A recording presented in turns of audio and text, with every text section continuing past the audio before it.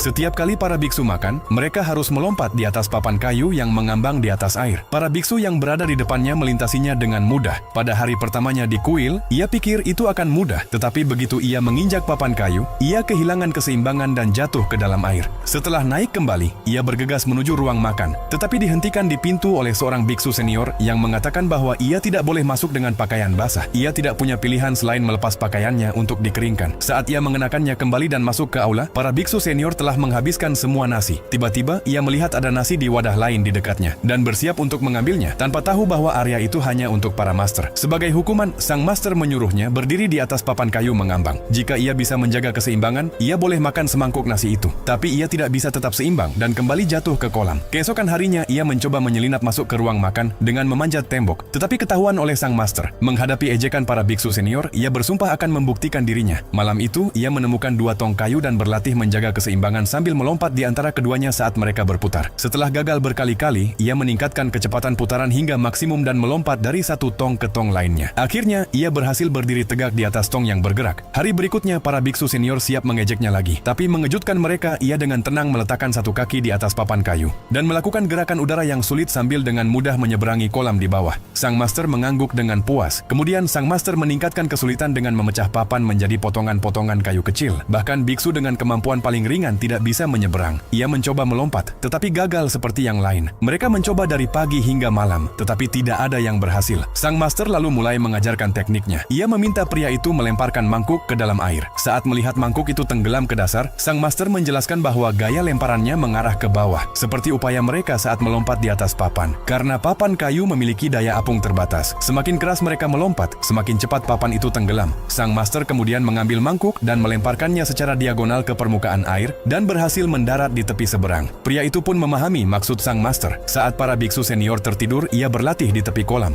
Meskipun ia jatuh berkali-kali, ia tidak pernah menyerah. Akhirnya, setelah kegagalan tak terhitung jumlahnya, ia berhasil melompat ke seberang.